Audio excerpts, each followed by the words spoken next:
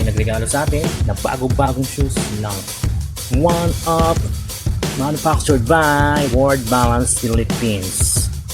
The affordable shoes for everyone, lalo ni mga nagtitipid dyan. Pero ang lakas ng buong manero, sagborn tayo, tagana tayo pa. So yan.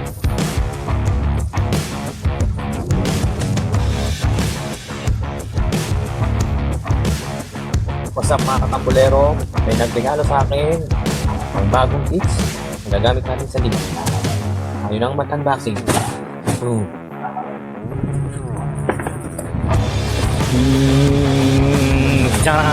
My favorite shoes.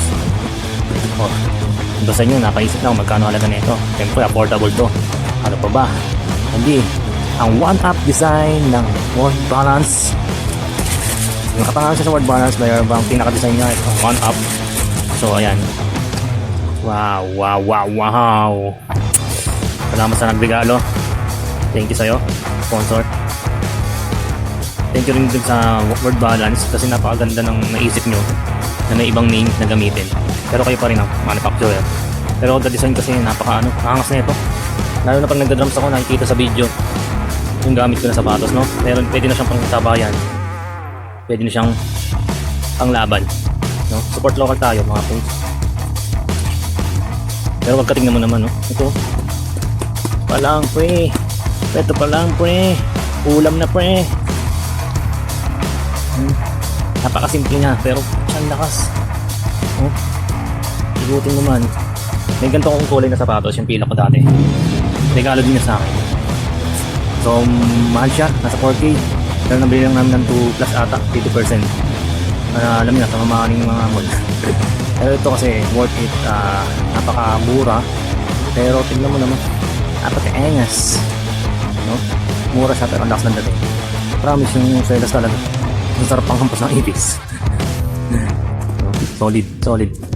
Tapos, yun. Nakikita sa loob yung manufacturer ng World Balance. Hawak siya ng World Balance, yung etiquette ng World Balance. Ay naku, ang ganda, sobra. Best gift ever. Siyempre para siya, no? Nalungan nila, baka may free sticker naman dyan. So, mag-work kayo sa price nila.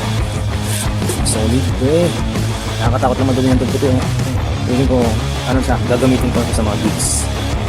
Bukas, suot ko, binyagan. Birthday ko naman. Tingnan yung price. Dati siyang 1,889 pesos. Ngayon is 1,399. 1/4 na lang. Sorry yun, no? Solid. Pakitaan ko pa kayo. Ngayon. So, loyalist pala ako ng World Balance, no? Ikaw na akong tapat ng World Balance. Kaso sa sobrang tagal na talaga nasira na siya. Almost 5 years ko yata nagamit yun. Yun yung kauna-una akong sapatos. Tapos, may iba ako. Tapos napunta ulit ako nung lumabas ng watch na to. Kasi na kami sa corner. Ito yung dati yung sapatos. So almost 2 years na rin sa akin.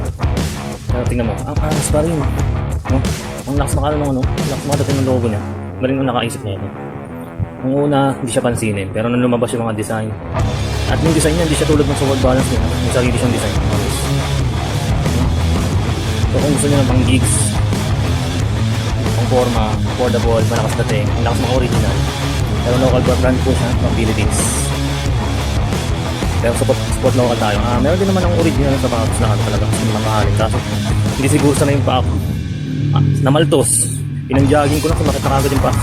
Kasi nga mabigat, solid. Pero ito, komportable ako dito. Promise.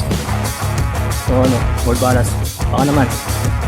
Tatlo na nabibili ko sa inyo, baka naman may sponsor naman to sa susunod, no? Nagagamit ko pa to sa gigs, nakikita to sa mga pictures, sa videos ng banda ko. So baka naman, World Balance, baka lang naman, no? So yun lang. Maraming salamat sa mga nanood, nakinig. Ito ang inyong lingkod sa Ganas Forma, ang inyong tambulero ng TikTok, si Tambulero. Bye bye.